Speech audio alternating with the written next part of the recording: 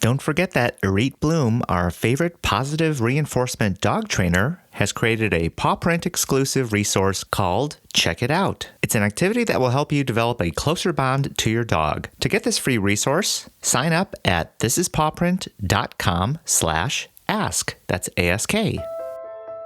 Having these experiences with the cats now, I realize they have little personalities. They have so much love to give and so much love that they enjoy receiving. They can enhance your life so much if you open yourself up to them and allow them to do that. This is Paw Print, an animal rescue community.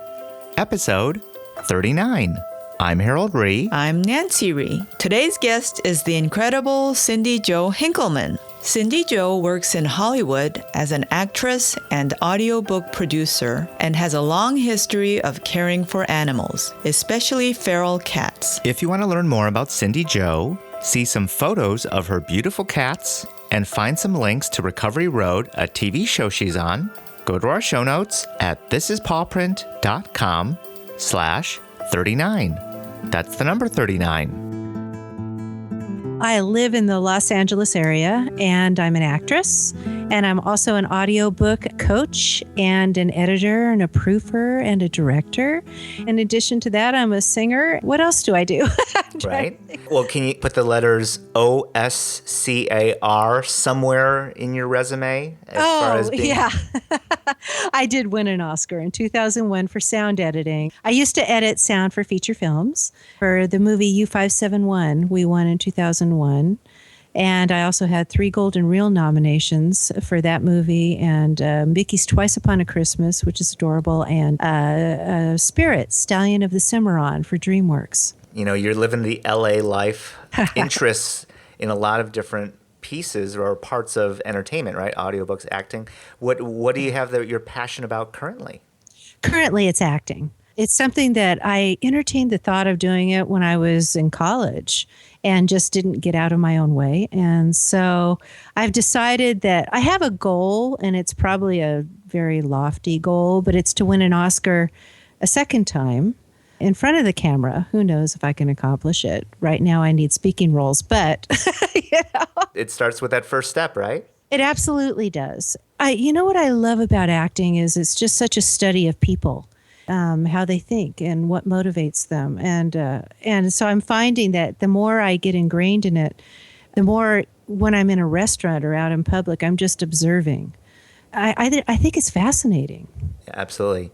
And in all full disclosure, I had the pleasure of taking one of your audiobook classes, and you are a wonderful audiobook coach, but you're an audiobook producer. You do a lot of things there too. Well, thank you. That's really nice of you. I enjoyed having you in the class. I found out through Facebook you are an animal lover yourself.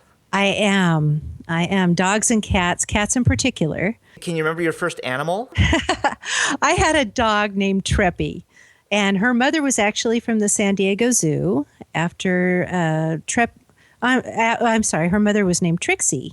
And when Trixie had a litter of puppies at the San Diego Zoo, our next door neighbors went down and they asked them, well, what are you going to do with Trixie when the puppies are weaned? And they said, probably give her away.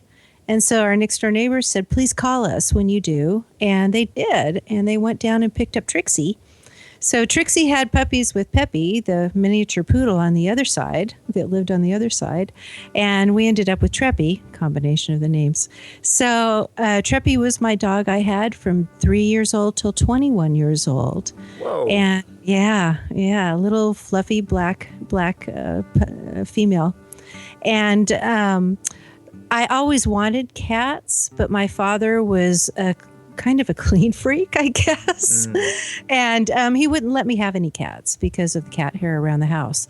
So when I moved out and went away to college, right before I went away to college, there was this egg ranch in Fontana, which was near where I lived. And I went out there to buy eggs one day, and there were these 2 little tiny kittens in the brush. And I asked the people inside, I said, what are you going to do with those kittens? And they said, oh, well, people abandon animals here all the time. We'll probably shoot them. Okay. So Yeah, so that was where I went, oh, no, no, no, you won't. And I went over and I managed to get a hold of them and I put them in the car and took them home. My father had passed away at this point. My mother was not thrilled, but those were my first two cats that I had. And I left them there when I went away to college, and my mom continued to take care of them. But then in 1999, I found an abandoned tuxedo Maine Coon. Didn't know it was a Maine Coon at the time. It was about 10 days old, lying on a towel on a cold day in the parking garage of my apartment complex. So I took it to my vet and I said, "What do I do with this?" And they said, "Well, go to Petco and get some formula and some baby bottles and nipples and feed this cat." And they told me how to take care of him. And I went, and he wouldn't drink. So finally they found some Australian preemie goat nipples that one of the techs at the veterinarian's office had. And he would drink out of that. Wow. So we kept him alive, and he just passed away. He was 16 years old. But that was where my love of cats. I also then got him a brother when he was 6 months old to keep him company. That's right. And that was where my love of cats started, was with Whirley Gig was his name, and the white one I got later was named Accent. What made Whirley Gig special? I mean, you spent 16 years with him, right? So Yeah, I did. He was, well, feral cats, I don't know this for a fact, but my understanding is that it's something in their genes when they go through generations of being feral. They continue to have this survival instinct about them. And he very much had that. He was a fighter. His puberty years were not easy because he was very strong-willed. He did not like to not have his way, right? So we went through some tough times. He did a lot of timeouts in the bathroom, but he was very intelligent, and he gave me so much love. And I remember the day he learned really how to walk. And I had one of these corner unit sectional couches at the time, and he would climb up one side of it, climb up onto the back of the couch, run all the way around, and look at me to see if I was looking. And then he'd run all the way back and go down. And then he'd climb up again and go all the way around. Just like a little baby, right? Yeah, exactly. Like, "Mommy, are you watching? Are you watching? Do you see what I did?" And he did that with everything. And he would fetch a ball. The first time I threw a ball and he brought it back to me, I thought, I did not see that. That was a fluke. And so I threw it again and he brought it back. And I just went, oh my gosh, he's fetching a ball. And he was just precious. He gave me so much love through the years, and I hope I gave him, the same amount or more back. What advice would you give to folks who maybe do have that neighborhood cat? What's the best way to either take care of them or help them out?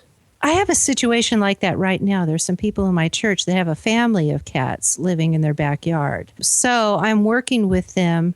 They said, "We know that you've got experience with feral cats." They said, "And we don't know what to do." And they're having babies and more babies. And I said, okay, you have to put a stop to this. That's what you have to do first and foremost. If you want to make sure they stay healthy, if you want them to not be a nuisance, you've got to trap them and you've got to get them fixed. I have been talking to them. I'm loaning them my trap, and I'm teaching them how to trap and where to take them to get fixed as ferals for no charge. It's TNR, trap, neuter, release, and then they will bring them back and re-release them in the backyard, and they'll be much calmer. Oftentimes they go away and other neighbors adopt them at that point.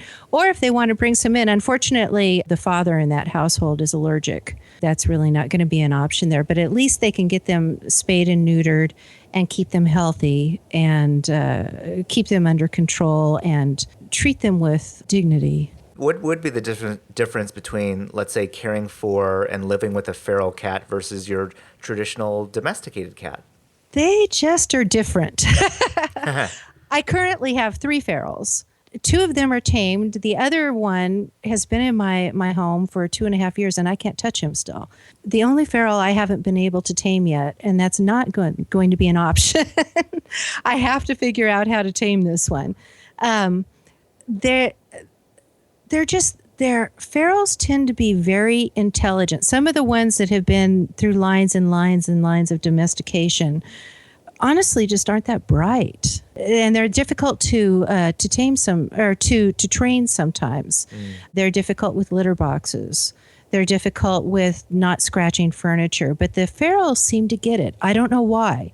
These 3 that I have, 2 of them are brother and sister, and they lived in the wild for the first year and a half of their life. They lived in my backyard and in the townhouse complex I lived in. The 3rd one was 6 months old. The one I can't touch was 6 months old. So when I brought them to my current home, they have gone from being wild cats climbing trees to escape danger, fending for themselves, to learning how to use a litter box. I ask them not to scratch the couch. Of course, I give them a kitty condo with the scratching, covered in carpet, so they can scratch that. And they just are so well behaved. It's amazing, to how far they've come. That's fascinating. And tell me the 3 feral cats' names. Oh, they are Feisty, Hugger, and Lick. Okay, and which one is the still fairly wild one? That's Lick. Okay, all right. Yeah. It sounds like it's a challenge for you. It is. Or a challenge or an opportunity, depending on how you look at it. What can you do to attempt to tame Lick? I am not sure at this point. He seems to. I had 2 other ones that just passed away. My 2 16-year-olds, Whirley Gig and Accent. And what's interesting is the dynamics have changed. It's like the other 2 knew that Accent and Whirley Gig were my cats and that they were guests, kind of, in my home. Right. So as Accent and Whirley Gig have passed away, they suddenly are coming to the forefront with their little personalities. They're completely changing. It's interesting to watch. And Lick is getting a little bit braver. He'll come up, he'll sniff my hand. Someone must have abused him horribly, because he'll come up and he'll sniff my fist, but if I extend my fingers, he gets this look of terror in his eyes. Oh. So when you mean he's wild, he's just not socialized, it sounds like. Wild probably isn't the right word. He'll sleep on my bed, on the far corner of my bed. He uses a litter box. I give them canned food once a day. He comes out. I put the bowl in front of him. He eats. I just can't touch him. I'm still trying to figure it out. If anybody's going to figure it out, I think it's Cindy Jo. Oh, thank you. Well, we're with Cindy Jo Hinkleman. She lives in Los Angeles, and she's sharing wonderful stories about the various animals that she's had in her life. Now that you've had this experience with all these different animals, especially these cats, how have they changed you? Oh, that's a really good question. They have made me more compassionate toward stray animals or feral animals. My parents, they loved our dog, but they were very animals are animals, and they need to be treated as such. And that was the way I was raised, so that was what I always thought. And then having these experiences with the cats now, I realize they're not like that. They have little personalities. They have so much love to give and so much love that they enjoy receiving, and that they can enhance your life so much if you just open yourself up to them and allow them to do that. Thanks for sharing that. What other advice would you give to folks who are interested in joining a neighborhood organization that takes care of feral cats? I would say it is a lot of work, but it's very rewarding at the same time. If you're going to do it, don't do it halfway. If you're going to do it, make a commitment to go all the way with it. Do whatever it takes. For example, my last townhouse complex that I lived in, when I moved in, I had no idea this was a situation until I had purchased there and moved in. And there were about 35 feral cats living in the back parking lot of that complex. They lived on the basketball court, and at night it was so noisy, and it was just, I won't go into the kinds of things I encountered, but it was just not pretty.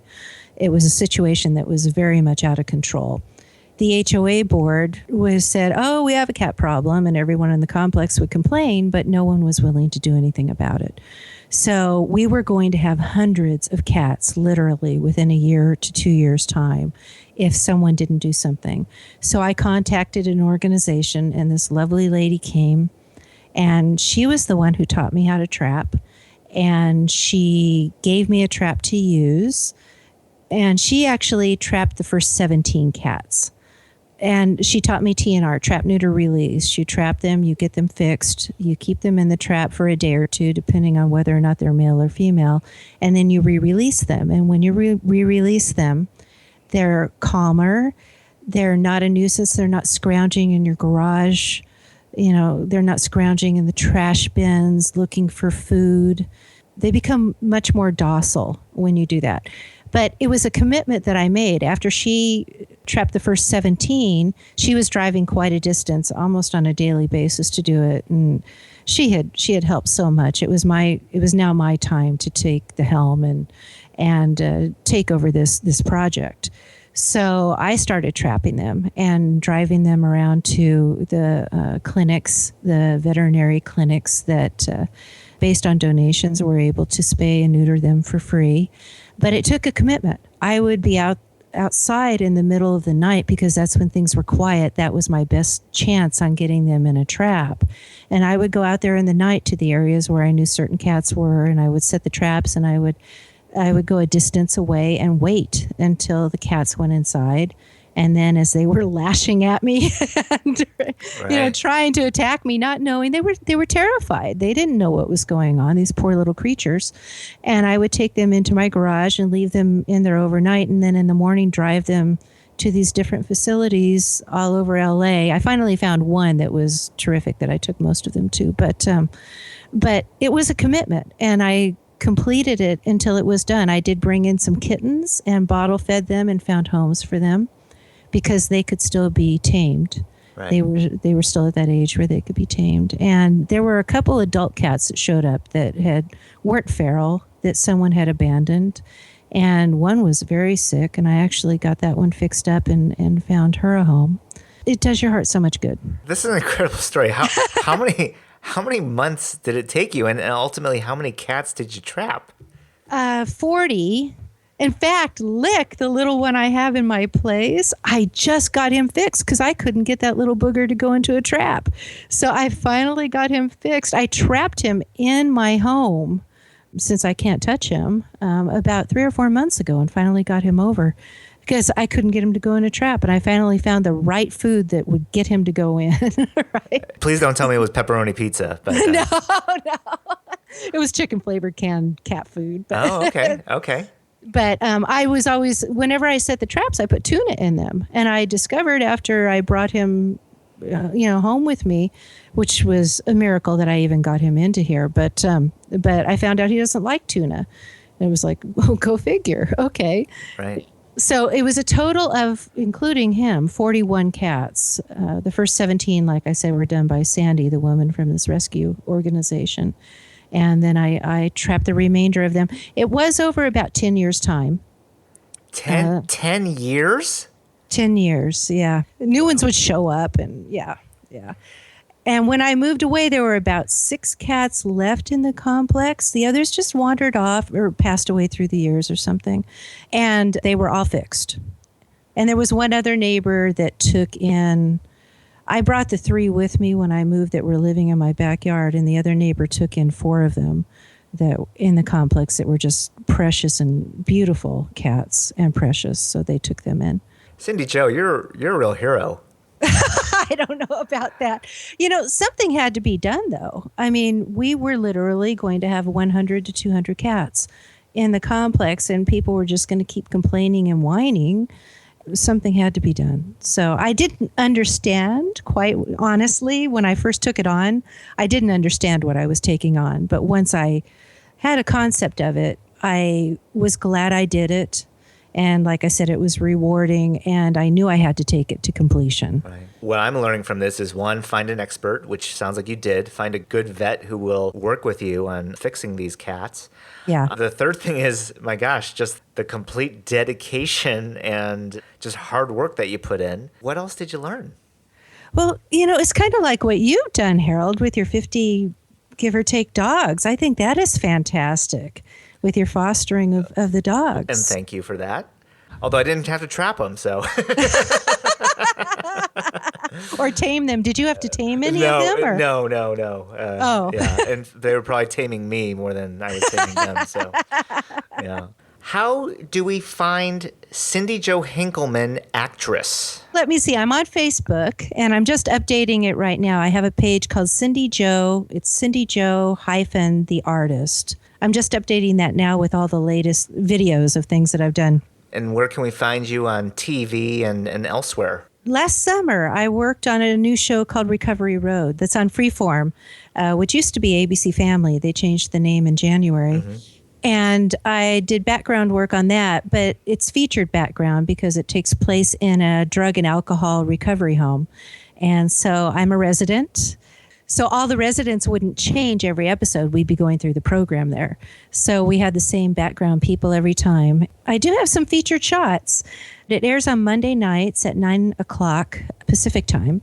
They just aired episode 7, and there are three more that we filmed. So we have 3 more to go this season, and we're still waiting to hear if we're renewed for a second season. If we are, I believe I'm going back. All righty. If you can do anything to give a dog or a cat a home, even if you don't keep them, like as in your case with the fostering, even if they're found homes, that's right. Please do it, because there are so many unfortunate animals out there, and when you spend a little time with them, you realize that they're just really a gift.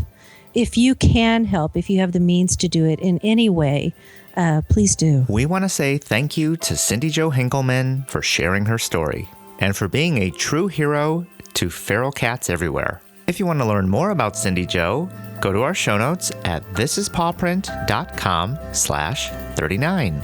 If you'd like to nominate someone to be a future guest on Paw Print, you can send us an email at thisispawprint@gmail.com or go to our contact page at thisispawprint.com/contact. If you want to learn more about me and Nancy, you can find us on Facebook, Instagram, or Twitter. Look for This is Paw Print, all one word.